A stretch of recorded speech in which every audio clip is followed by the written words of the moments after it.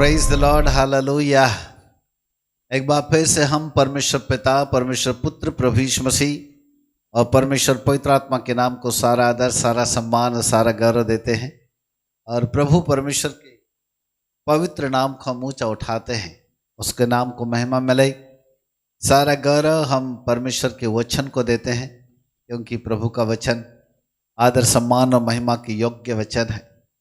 मेरे प्रिय प्रभु के बालकों, आज हम आपके साथ परमेश्वर के वचन से कुछ अद्भुत बात आपके सामने रखना चाहते हैं, ताकि आप जाने कि वास्तव में इन दिनों में परमेश्वर क्या चाहता है।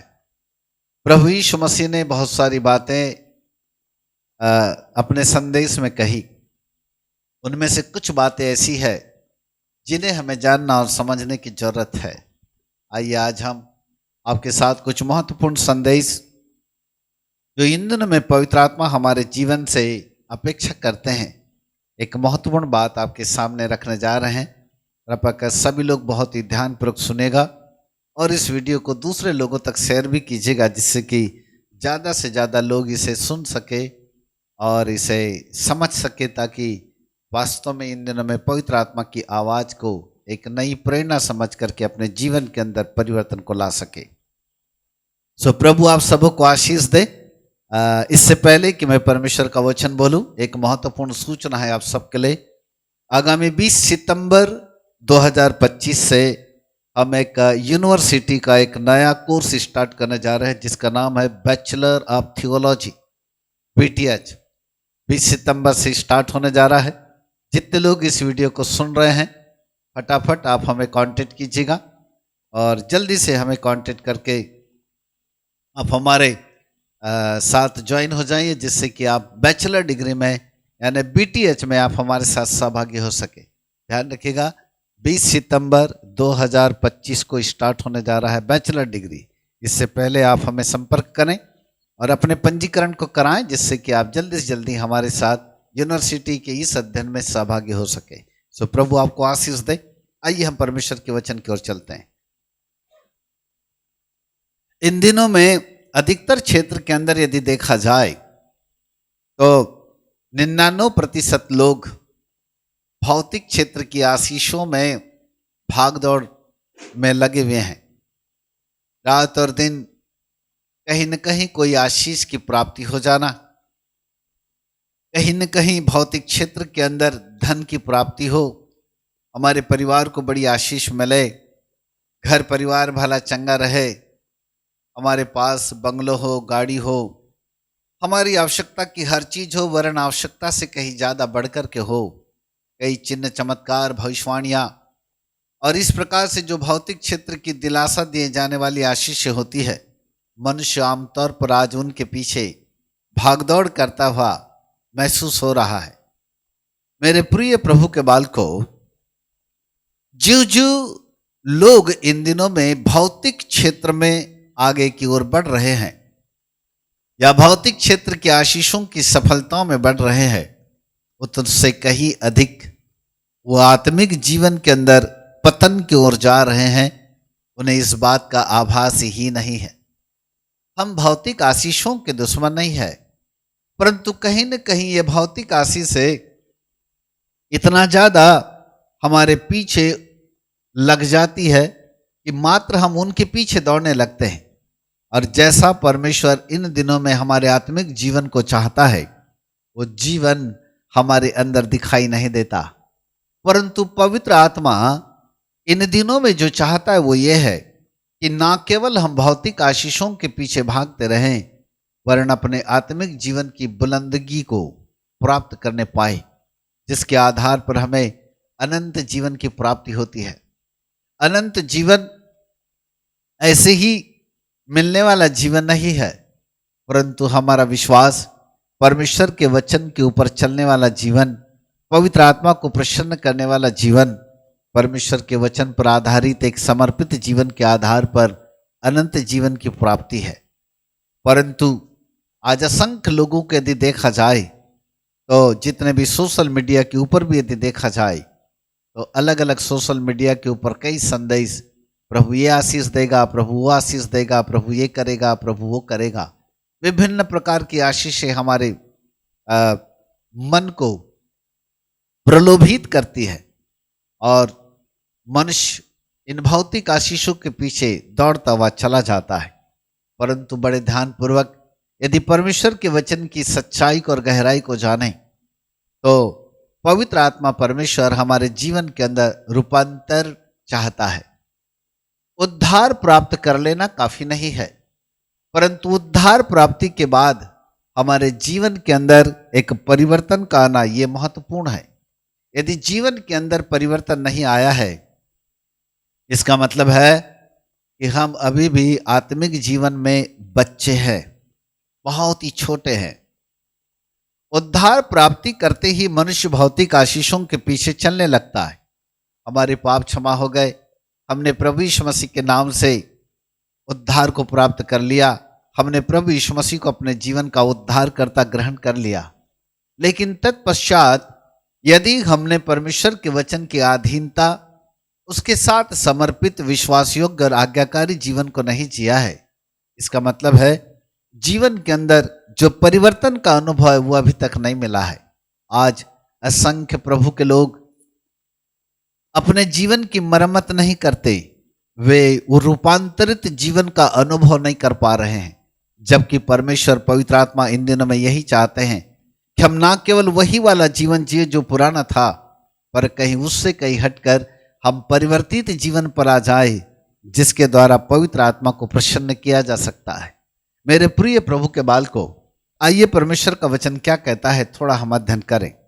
यदि दूसरा पत्रस की किताब उसका पहला अध्याय और उसके चौथे पद को यदि हम पढ़ें तो बाइबल यहां पर ऐसा कहती है, जिनके द्वारा उसने हमें बहुमूल्य और बहुत ही बड़ी प्रतिज्ञाएं दी है, ताकि इसके द्वारा तुम उस सड़ाहट से छुटकर जो संसार में बुरी अभिलाषाओं से होती है, ईश्वरीय स्वभाव के समभागी हो जाओ।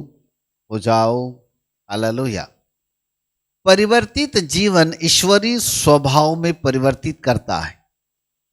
जब तक एक व्यक्ति का जीवन परिवर्तित नहीं होता, उसके अंदर कभी भी ईश्वरीय स्वभाव या ईश्वरीय आचरण का समावेश नहीं होता।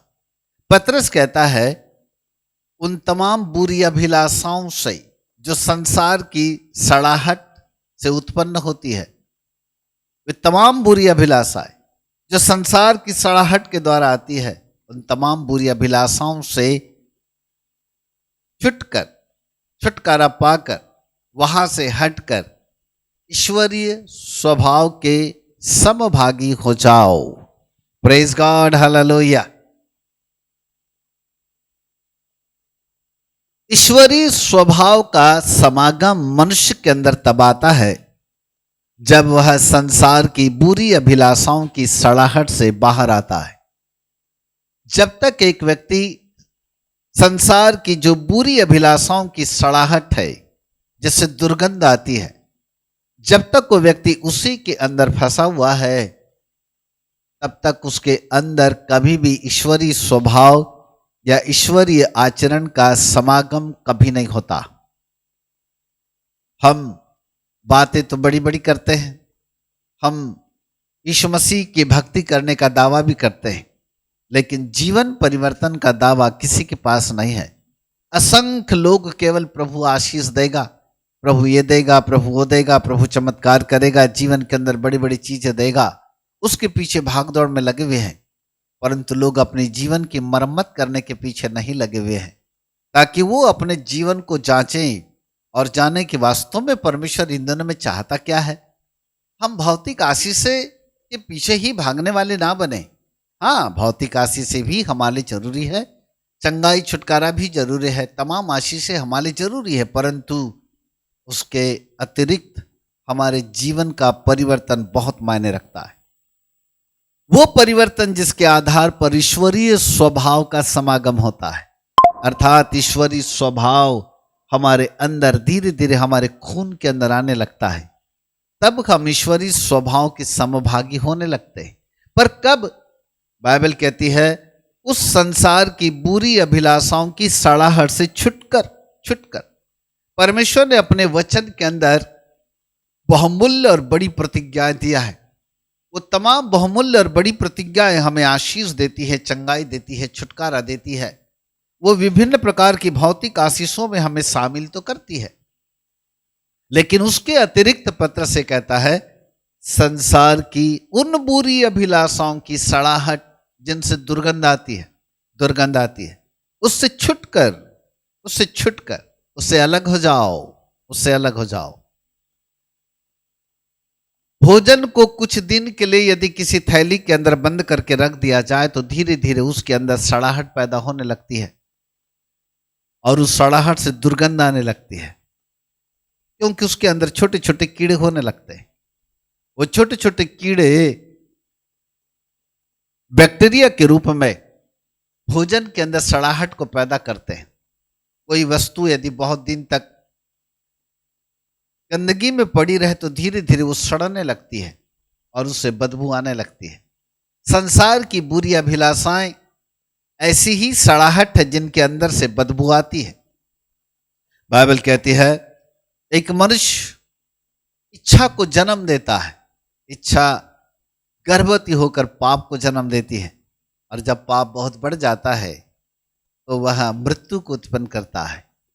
इसका मतलब है कि मनुष्य के अंदर संसार की बुरी अभिलाषाएं जो उत्पन्न होती है, वो बुरी अभिलाषाएं कहीं न कहीं मनुष्य के अंदर पाप की प्रवृत्ति को जगाती है, और वो पाप जब बढ़ जाता है तो मृत्यु को उत्पन्न करता है।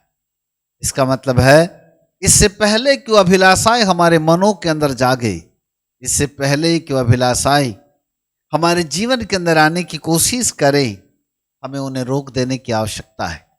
वरन उस संसार की बुरी अभिलाषाओं की सड़ाहट से बाहर निकलने की जरूरत है। आज असंख्य लोग जय जय यीशु प्रभु की भजन तो गा लेते हैं, नाना प्रकार की अच्छी आराधना प्रार्थना करते हुए अपने जीवन को आगे चला लेते, बड़ा एंजॉय कर लेते, नाचते हैं, गाते हैं, एंजॉय कर लेते हैं, बड़ी अच्छी बात है। परंतु जीवन के अंदर जैसा परिवर्तन दिखाई देना चाहिए, बुरी अभिलाषाओं से बाहर कैसे निकलना चाहिए, वहां उनका ध्यान नहीं है। वे बुरी अभिलाषाओं में फंसे हुए हैं। कहीं न कहीं पाप असंख्य लोगों के अंदर आज भी विद्यमान है। मन साथ देता नहीं, मन असाध्य रोगों से भरा हुआ है। आज ईर्ष्या, जलसी, बैर, कड़वाहट और भेदभाव और नाना प्रकार के ऐसे कई पाप जो मनुष्य के अंदर जन्म ले रहे हैं, मनुष्य उससे निकलने की कोशिश ही नहीं कर रहा है। पाप धीरे धीरे बढ़ता जा रहा है। मात्र उद्धार पाने से काम नहीं चलता, पर उद्धार प्राप्त करने के बाद मनुष्य को पाप, अधर्म और अपराध से छुटकर दूर रहकर जीवन जीने की जरूरत है। यीशु ने कहा तुम संसार में हो परंतु संसार के नहीं हो, और यदि हम संसार में हैं तो संसार का पाप हमारे ऊपर आक्रमण करेगा, संसार की अभिलाषाएं हमारे ऊपर आक्रमण कर सकती है। परंतु हमें इन तमाम अभिलाषाओं से जो पाप, अधर्म और अपराध को जन्म देती है, हमें यहां से दूर भागने की जरूरत है, वहां से हटने की जरूरत है, छुटकारा पाने की जरूरत है। जब एक मनुष्य संसार की बुरी अभिलाषाओं से अपने आप को दूर करता हुआ चला जाता है, अब धीरे धीरे उसके अंदर ईश्वरीय स्वभाव का समावेश होना चालू होता है। जब तक एक व्यक्ति इन बुरी अभिलाषाओं में फंसा हुआ है, जब तक एक व्यक्ति पाप, अधर्म और अपराध में फंसा हुआ है, जब तक एक व्यक्ति संसार की बुरी अभिलाषाएं जिनसे दुर्गंध आती है, बदबू आती है, उनमें फंसा हुआ है, ईश्वरीय आचरण, ईश्वरीय स्वभाव उसके अंदर कभी आ ही नहीं सकता, कभी नहीं आ सकता। पवित्र आत्मा को प्रसन्न करने के दो रास्ते हैं। नंबर एक विश्वास, क्योंकि विश्वास के बिना परमेश्वर को प्रसन्न करना न होना। परंतु नंबर दो, पवित्र आत्मा हमारे जीवन से प्रसन्न होता है। जैसा हमारा जीवन होता है उस प्रकार से वह प्रसन्न होता है, क्योंकि पवित्र आत्मा धीरे धीरे अंश अंश करके हमारे जीवन को बदलता चला जाता है। मौका तो दो, पवित्र आत्मा को यदि आप मौका दें तो पवित्र आत्मा आपके जीवन को बदलने में सामर्थ्य है, हमें उनको मौका देना चाहिए। परंतु यदि हम जानबूझकर पाप की गहरी खाई में गिरते चले जाएं, अधर्म और अपराध को अपने जीवन के अंदर जन्म देते चले जाएं, तो कहीं न कहीं ये बुरी अभिलाषाएं हमें डुबो देगी। मानवीय स्वभाव जो आदम और हवा के द्वारा हेरिडिटी के माध्यम से हमारे अंदर आया, मनुष्य के अंदर आया, वो स्वभाव कभी नहीं निकल पाएगा। आदम और हवा के अंदर पाई जाने वाली हेरिडिटी का स्वभाव, उस आनुवांशिकता को निकालने का एक ही रास्ता है, और वो है परमेश्वर का वचन। जब हम परमेश्वर के वचन को अपने जीवन के अंदर अनुसरण करते हैं, जब हम परमेश्वर के वचन के अनुसार अपने जीवन को ढालने लगते हैं, जब हम परमेश्वर के वचन के अनुसार हम जीवन जीना चालू कर देते हैं, वचन को प्रथम स्थान देकर उसी में हम चलने लगते हैं, तब हमारे अंदर संसार की बुरी अभिलाषाएं धीरे धीरे नष्ट होती जाती है। हम उन बुरी अभिलाषाओं से अपने आप को दूर करते चले जाते हैं, और जैसे जैसे हम इन बुरी अभिलाषाओं से अपने आप को दूर करते हैं, ईश्वरीय स्वभाव, ईश्वरीय आचरण धीरे धीरे हमारे अंदर आने लगता है। Praise God, hallelujah, praise God. चलिए आपको कुछ और बात बताऊं। यीशु ने कहा, मत्ती रचित सुसमाचार 5वां अध्याय उसका 13 पद, यीशु मसीह ने कहा, तुम पृथ्वी के नमक हो, और यदि नमक का स्वाद बिगड़ जाए तो उसे किस वस्तु के द्वारा नमकीन किया जाएगा? सत्य है, नमक अपने आप में नमक है। नमक का स्वाद ही यदि बिगड़ जाए, आपने किसी सब्जी में नमक डाला और वह इतना ज्यादा हो गया कि अब उसका कोई उपाय नहीं है, आप उसे कितना भी तरीका अपना ले, नमक अपना स्वाद एक बार छोड़ दिया तो फिर उसको किसी दूसरे वस्तु से नमकीन नहीं किया जा सकता, उसे सुधारा नहीं जा सकता। हम पृथ्वी के नमक है, नमक नमक अब नमक है।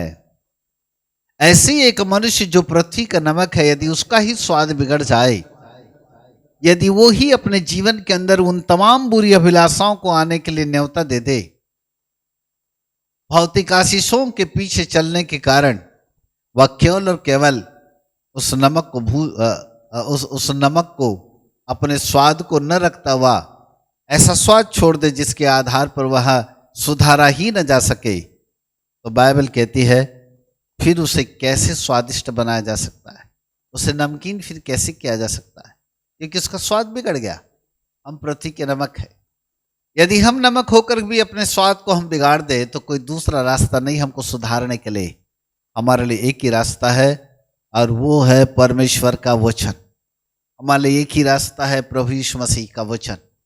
जो परमेश्वर ने हमारे लिए वचन को रखा हुआ है, वो वचन हमें जीवन देता है, वो वचन ही है जो हमको सुधारता है, वो वचन ही है जो हमारा सही मार्गदर्शन करता है। Praise God. क्या आप समझ रहे हैं कि नमक की इतिहास क्या है? संपूर्ण समुद्र के पानी को यदि देखा जाए तो संपूर्ण समुद्र का पानी बड़ा नमकीन होता है, बहुत ही ज्यादा नमक होता है। उस समुद्र के पानी को बाहर निकाला जाता है, छोटी छोटी खेत बनाए जाते हैं, उस समुद्र के पानी को छोटे छोटे खेतों में इकट्ठा करते हैं, फिर उसके ऊपर सूर्य की चमकती हुई धूप पड़ने लगती है और चमचमाती हुई सूर्य की धूप से धीरे धीरे धीरे धीरे वो पानी सूखने लगता है, और जैसे जैसे वो पानी सूखने लगता है वैसे वैसे धीरे धीरे ये नमक में तब्दील होने लगता है। तब जाकर सफेद रंग की पपड़ियां बनने लगती है। किसान उसको उठाकर ढेर करता है, टुकड़े टुकड़ों में तब्दील करता है, ओरिजिनल नमक बन जाता है। हालेलुया। संपूर्ण समुद्र नमकीन है, पूरा का पूरा नमक से भरा हुआ है। सबसे ज्यादा नमकीन नमक वही होता है। पूरा का पूरा समुद्र नमक क्यों नहीं बन गया? आखिरकार जब पूरा समुद्र का पानी ही इतना नमकीन है तो पूरा समुद्र ही नमक क्यों नहीं बन गया? क्यों समुद्र के पानी को बाहर लाया गया? इसका मतलब है जब तक पानी समुद्र के अंदर है तब तक वह नमक नहीं बनता। पर जिस दिन उस पानी को समुद्र के बाहर निकाला जाता है, धूप में तपाया जाता है, तब जाकर के वह नमक में तब्दील होता है। हालेलुया। ठीक ऐसे ही जब तक एक व्यक्ति संसार की बुरी अभिलाषाओं में फंसा हुआ है, तब तक वह ईश्वरीय स्वभाव में यानी नमक में कभी भी तब्दील नहीं हो सकता, कभी नहीं हो सकता। जिस दिन वो संसार की बुरी अभिलाषाओं से, जिसके द्वारा बदबू आती है, सड़ाहट आती है, गंदगी आती है, उस सड़ाहट से अपने आप को बाहर निकालना चालू करता है, उस सड़ाहट से वो बाहर आने लगता है, उस दिन परमेश्वर धीरे धीरे उसको नमक में तब्दील करता है।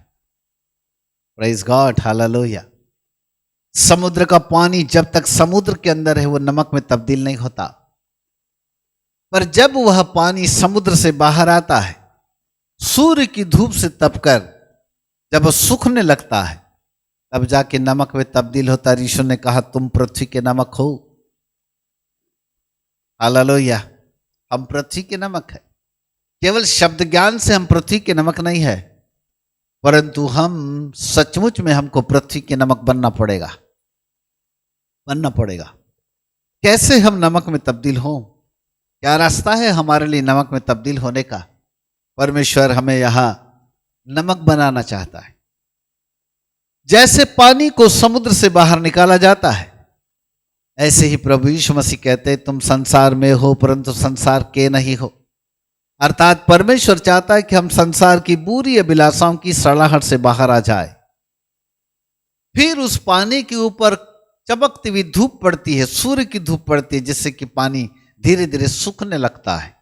ऐसे ही हमारे ऊपर भी मलाकी की किताब 4 अध्याय उसके 2 पद को यदि हम पढ़ें तो वहां पर ऐसा लिखता है कि तुम जो परमेश्वर का भय मानते हो, तुम्हारे ऊपर धर्म का सूर्य उदय होगा और उसकी किरणों के द्वारा तुम चंगे हो जाओगे। Praise God, hallelujah. धर्म का सूर्य उदय होगा, धर्म का सूर्य उदय होगा और उसकी किरणों के द्वारा तुम चंगे हो जाओगे। वाह। इसका मतलब है कि जब हम संसार की बुरी अभिलाषाओं से छुटकर बाहर आ जाते हैं, तब हमारे ऊपर परमेश्वर पिता का धर्म का सूर्य यानी परमेश्वर पिता का वचन हमारे ऊपर किरणें देने लगता है। ये धर्म का सूर्य परमेश्वर का वचन है। परमेश्वर के वचन से निकलने वाला प्रकाशन, परमेश्वर के वचन से निकलने वाले रहस्य और भेद, परमेश्वर के वचन से निकलने वाला प्रकाशन, उसकी जो किरण है वो हमारे जीवन को तपाती है, हमको सुखाती है। परमेश्वर के वचन के आधार पर हमको धीरे धीरे संसार की अभिलाषाओं से सुखाना चालू करती है। संसार के पानी को ये सूर्य सुखाता है, ऐसे ही संसार की बुरी अभिलाषाओं को ये परमेश्वर का वचन, जिसका नाम धर्म का सूर्य है, जिसके अंदर प्रकाश है, जिसके अंदर उजियाला है, परमेश्वर का वचन हमारे मार्ग के लिए उजियाला बन जाता है, दीपक बन जाता है। ये प्रकाशवान परमेश्वर का वचन उन तमाम बुरी अभिलाषाओं को सुखाना चालू करता है, संसार की सड़ाहट को सुखाता है। परमेश्वर के वचन की किरणों से, उसकी धूप से हम अपने आप को समर्पित करते हैं, आज्ञाकारी बनाते हैं, परमेश्वर के भय में चलते हैं, विश्वास योग्य होते, अधीनता में आने लगते हैं।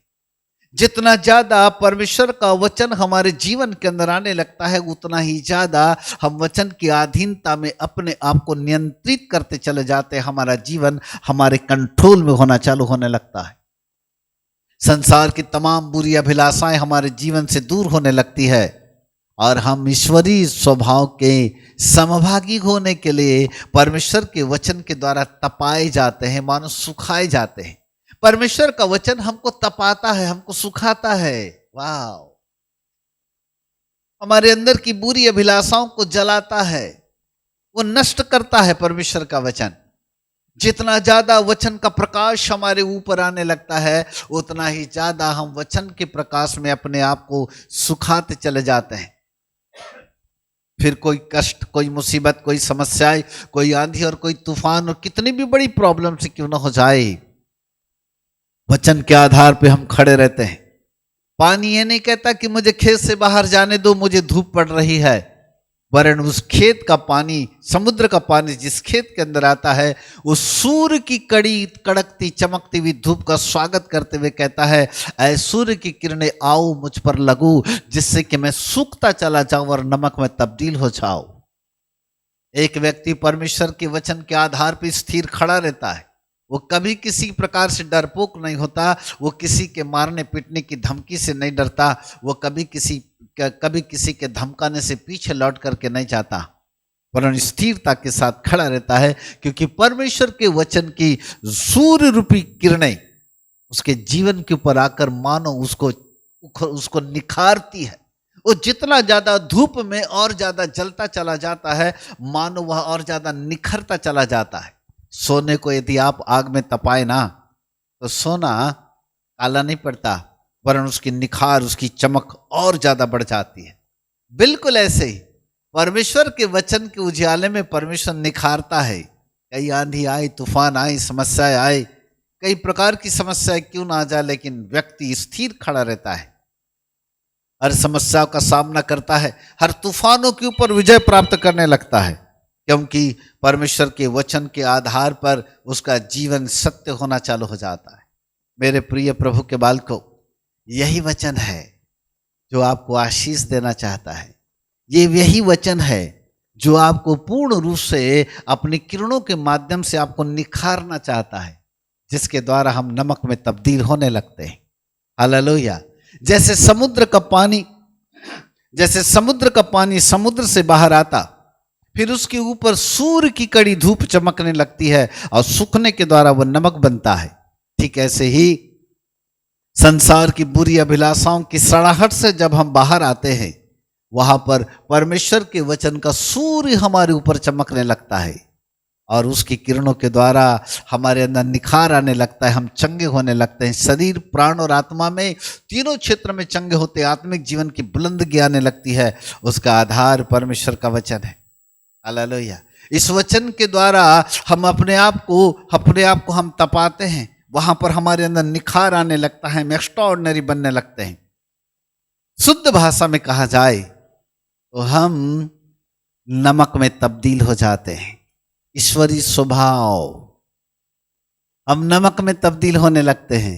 जैसे यीशु मसीह ने कहा, तुम पृथ्वी के नमक हो, तुम पृथ्वी के नमक हो।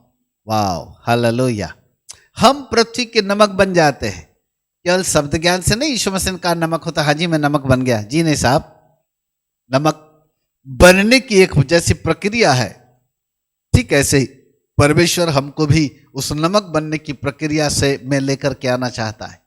संसार की बुरी अभिलाषाओं की सड़ाहट से छुटकर जब हम बाहर आते हैं, तो परमेश्वर के वचन का उजियाला यानी सूर्य रूपी किरणें हमारे ऊपर पड़ती है, उससे हमारे अंदर चमक आती है, फिर हमारे अंदर निखार उत्पन्न होता है और हम उस निखार से अपने आप को हम तेजस्वी रूप में प्रकट करने लगते हैं।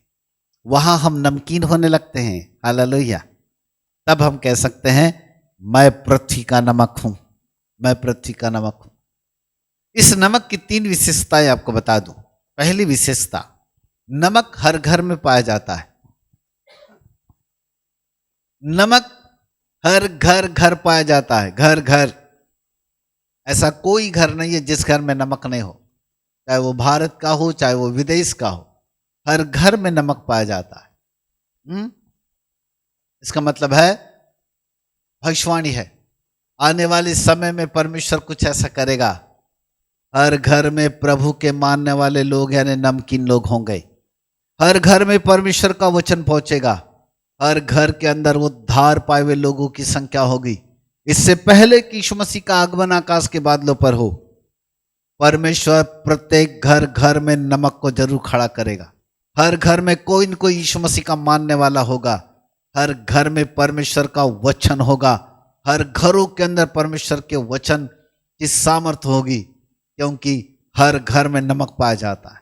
नमक की दूसरी विशेषता, नमक जहां जाता है उसको स्वादिष्ट बना देता है। आप सब्जी में डालिएगा तो सब्जी जो है स्वादिष्ट हो जाएगी, उसका स्वाद कुछ अलग ही लगेगा। यदि नमक बहुत कम मात्रा में रहे तो सब्जी का स्वाद बिगड़ जाता है। फिर हम कहते हैं नहीं नहीं, नमक बहुत कम है, थोड़ा नमक डाला जाए। हम अलग से नमक लेकर के सब्जी पर डालते हैं जिससे कि उसका टेस्ट बढ़ जाए। और यदि बहुत ज्यादा हो जाए तो भी फिर खराब। नमक यदि कम हो तो भी सब्जी का टेस्ट खराब, नमक यदि ज्यादा हो तो भी सब्जी का टेस्ट खराब। पर नमक की विशेषता दूसरी यह है कि जिस वस्तु के अंदर डाल दिया जाए उसको वो अपने जैसा नमकीन बना देता है। अपना स्वाद छोड़ करके आता है नमक। नमक अपना स्वाद छोड़ कर आता है। ऐसा व्यक्ति जो नमकीन बन जाता है, जो नमक बन जाता है, वो जहां जाएगा अपना स्वाद छोड़ करके आएगा।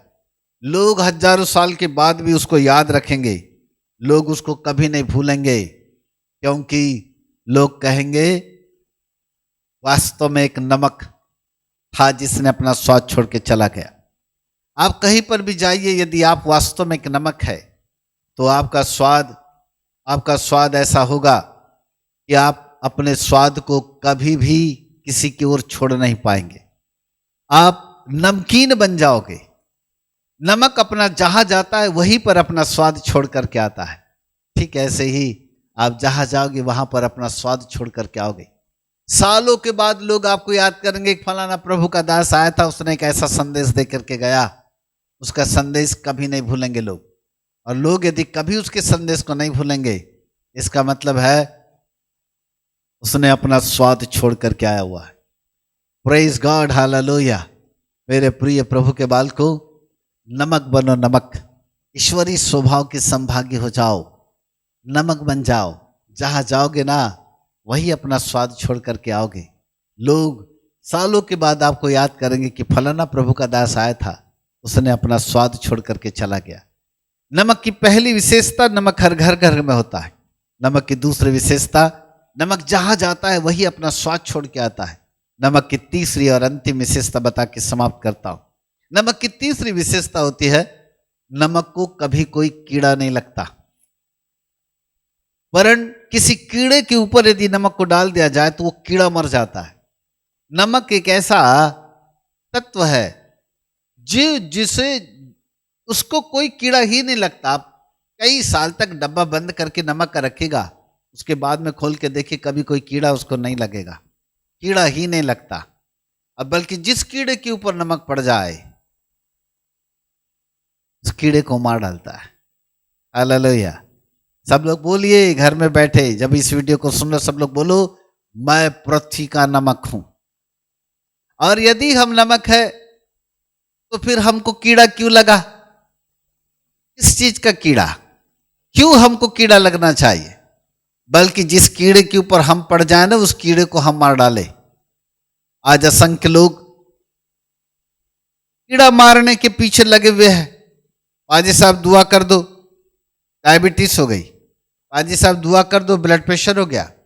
पाजी साहब दुआ कर दो, बड़ी वाली तकलीफ हो गई, कैंसर हो गया, टीबी हो गई, किडनी फेल हो गई, हार्ट में डिसीज हो गई, ये हो गया, वो हो गया। नाना प्रकार की बीमारियों में फंसा हुआ व्यक्ति अपने अंदर कीड़े को पाल रहा है, उसके अंदर कीड़ा पनप रहा है। ये बीमारी रूपी कीड़ा हमारे अंदर क्यों? यदि हम नमक है तो कोई भी बीमारी, कोई भी जादू टोना का कीड़ा, कोई भी श्राप का कीड़ा, कोई भी असफलता का कीड़ा, कोई भी तूफान समस्याओं का कीड़ा हमारे ऊपर कभी नहीं आएगा। यीशु के नाम में घोषणा करते। हालेलुया। वरन हम जिस कीड़े के ऊपर पड़ जाए हम उस कीड़े को मार डालें। जिस कीड़े के ऊपर हम पड़ जाए उस कीड़े को हम मार डालेंगे। कीड़ा हमारे ऊपर कभी हावी नहीं होगा। बीमारी रूपी कीड़ा हम पर हावी नहीं होगा। समस्या रूपी कीड़ा हम पर हावी नहीं होगा। कोई भी तूफान रूपी कीड़ा हमारे ऊपर नहीं आएगा।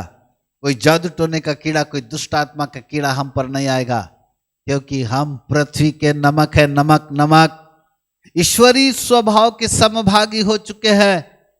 आओ अपने आप को ईश्वरीय स्वभाव के समभागी होने के लिए संसार की उन तमाम बुरी अभिलाषाओं की सड़ाहट जो दुर्गंध देती है वहां से अपने आप को बाहर निकालो।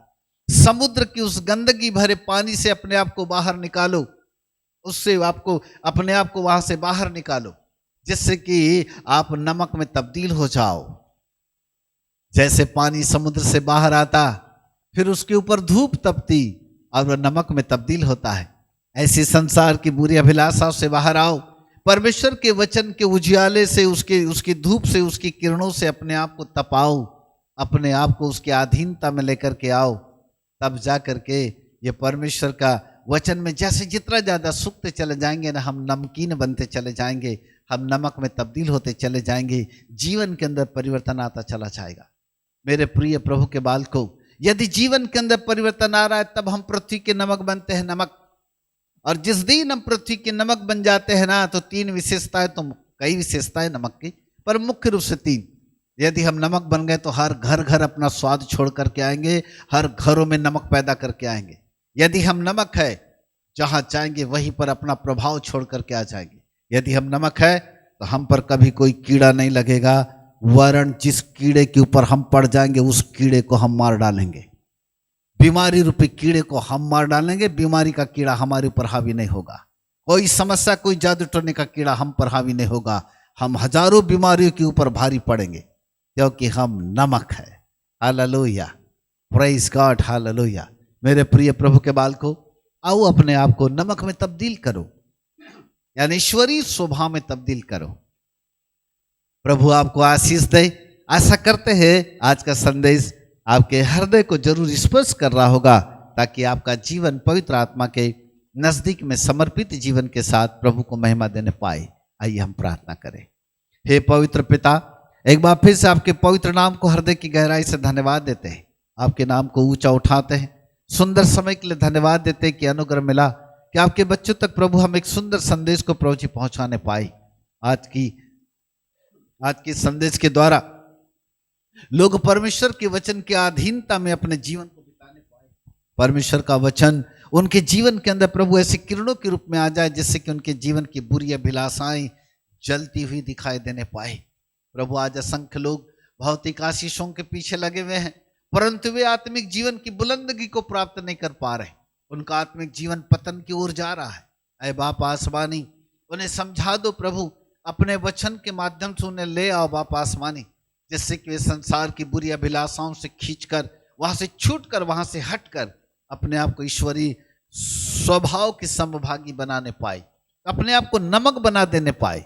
मेरे मित्र पवित्र आत्मा, आपकी सामर्थ के द्वारा हम नमक में तब्दील हो सकते हैं। आपकी सामर्थ हमें ईश्वरीय स्वभाव, ईश्वरीय आचरण में तब्दील कर देती है। हमारा डीएनए, मानवीय डीएनए ईश्वरीय डीएनए में चेंज हो सकता है। ये पवित्र स्वामी, हम धन्यवाद देते हैं, आप हमारे जीवन के प्रभु है। हमें परिवर्तित कीजिएगा पवित्र आत्मा, ताकि हम संपूर्ण रूप से अपने जीवन के अंदर एक नई परिवर्तन को लाकर आपकी महिमा का कारण बनने पाए। धन्यवाद स्वामी, आपके नाम को महिमा मिले, आदर मिले, सम्मान मिले। अपने बच्चों को ब्लेस कीजिए और प्रभु इनके जीवन को परिवर्तित कीजिएगा, जिससे कि इनका जीवन आपके वचन के अनुकूल चले और आपकी महिमा देने पाए। आदर सम्मान आपको देते हुए महिमावंत मसीह यीशु के नाम से मांगते, ग्रहण करो पिताजी, आमीन। Hello, praise God, hallelujah. मेरे प्रिय प्रभु के बाल को एक बार फिर से ध्यान से सुनेगा। आने वाले 20 सितंबर को हम एक नया कोर्स स्टार्ट करने वाले, जिसका नाम है बैचलर ऑफ थियोलॉजी, BTH। अति शीघ्र आप हमारे नंबर पर हमें कांटेक्ट कीजिएगा, जिससे कि हम बैचलर डिग्री की समस्त विस्तृत जानकारी जो है आप तक हम पहुंचा सके। 20 सितंबर से चालू हो रहा है। जल्दी से हमसे संपर्क करें और अपना पंजीकरण करें। धन्यवाद, थैंक यू सो मच। अगले एपिसोड में फिर मुलाकात करेंगे। बाय बाय, प्रेज गॉड, आमीन।